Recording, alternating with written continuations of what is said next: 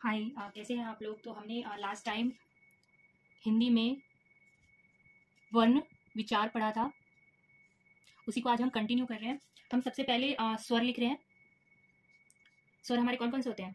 अ, आ, ई, बड़ी, उ, ऊ, ऋषि, ए, ओ और औ। ये हमने अपने स्वर को लिखा। अब स्वर की जो मात्राएं होती हैं हम वो लिखेंगे कि इनकी मात्राएं क्या होती हैं। चलिए लिखना स्टार्ट करते हैं। स्वर की मात्राएं। अ की कोई भी मात्रा नहीं होती है। आ की होती है, ई की होती है ऐसे, बड़ी यू की होती है ऐसे, ऊ की होती है ऐसे, बड़ी यू की होती है ऐसे, ई की होती है ऐसे, ए की होती है ऐसे, ऐ की होती है ऐसे, ओ की होती है ऐसे और ओ की होती है ऐसे। इन मात्राओं के साथ जो ये हमने मात्राएं लिखी, इसके साथ अगर हम व्यंजन को जोड़ देते हैं, इनके साथ अगर हम व्यंजन को जोड़ देते हैं और री को हटा देते हैं और इसके साथ हम अनुस्वार और विसर्ग जो कि हमने पढ़े थे, इनको अगर जोड़ देते हैं और इनके साथ भी व्यंजन आ जाता है, तो हम इस चीज को पता है क्या कहते हैं? इस चीज को कहते हैं हम लोग 12 खड़ी। जैसे कि आप काउंटिंग करिए, ये कितने हो जाते हैं टोटल? 1 2 3 4 5 6 7 8 9 10 11 12। तो ये टोटल 12 हो जाते हैं, जिसमें री को हटा दिया। व्यंजन को अगर इनके साथ जोड़ा जाएगा और अनुस्वार और विसर्ग साथ में ले लिया गया, तो ये बन जाते हैं हमारे 12 खड़ी। एक बार फिर से हम स्वर लिखते हैं। स्वर की मात्राओं को लिख देते हैं। अ की तो कोई मात्रा नहीं होती, आ की लिख देते हैं, ई, बड़ी, चलो यहाँ हम लिख ही देते हैं, साथ में स्वर भी लिख ही देते हैं।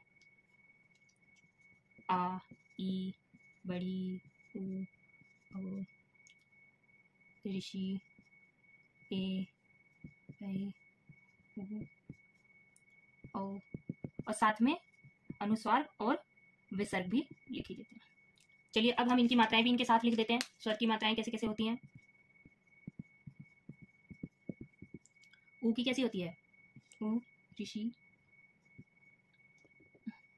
ए की मात्रा, ए की मात्रा, ओ की मात्रा और ओ की मात्रा, ओ की मात्रा और ये हमने मात्राएं लिख दी। अब हम एक व्यंजन के साथ इसका एग्जाम्पल देख लेते हैं। जैसे व्यंजन, हम कौन सा व्यंजन ले लेते हैं? हम व्यंजन ले लेते हैं क। क तो हमारा फेवरेट है, तो हम क व्यंजन ले लेते हैं और क के साथ इसको लिखते हैं। क के साथ अ की मात्रा काल, ये पीछे आएगा। छोटी ई पहले आएगा, बड़ी ई बाद में आएगा, छोटा ऊ ऐसे आएगा और बड़ा ऊ ऐसे आएगा। ऋषि में क्री ऐसे आएगा,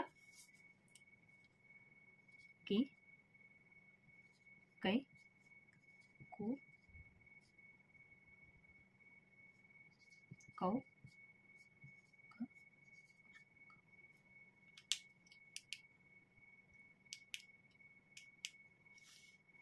इसमें एक एक्स्ट्रा चीज आपको मैं ये बताना चाहूंगी कि जो ऊ है, अगर उसमें हम व्यंजन जो है वो र लेते हैं, तो ये कुछ ऐसे लिखा जाता है, और बड़े ऊ में र लेते हैं तो ऐसा हो जाता है, ऐसे लिखा जाता है इसको।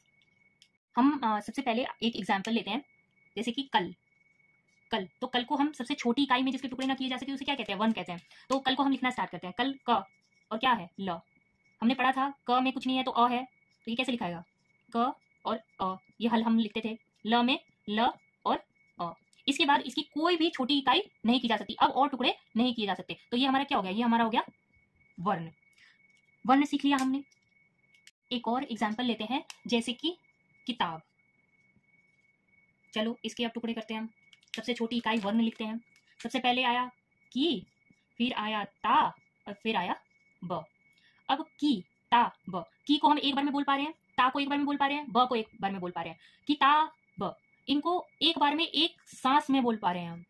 तो ये हमारा क्या हो गया? की। ये हमारा हो गया अक्षर, जिसमें एक से ज्यादा वर्ण हो सकते हैं, परंतु एक सांस में बोल रहे हैं हम, एक सांस में बोल पा रहे हैं, एक बार में ही बोल पा रहे हैं। ता अलग से बोल रहे हैं, की एक बार में बोल रहे हैं, ता अलग से और ब अलग से। तो ये हमारा क्या हो गया? हमारा अक्षर हो गया। अब की को हम और टुकड़ों में बांट सकते हैं, की को हम और टुकड़ों में बांट सकते हैं, क और ई, छोटी वाली ई, क्योंकि छोटी वाली की मात्रा कैसे होती है? ऐसे होती है। तो हम इसको क को और किस भागों में बांट सकते हैं? क और ई। क, ये हल लगा दिया हमने, और ता को किस में बांट सकते हैं?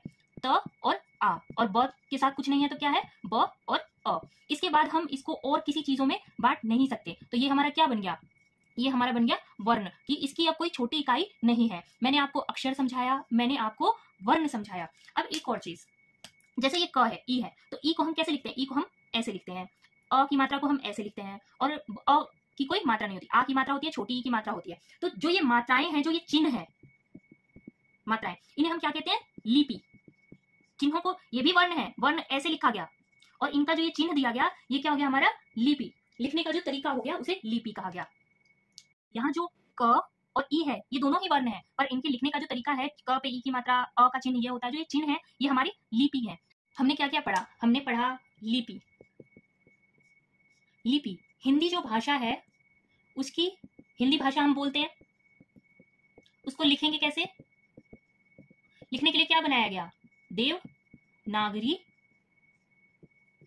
लिपि। इस लिपि में लिखा जाता है हिंदी भाषा को।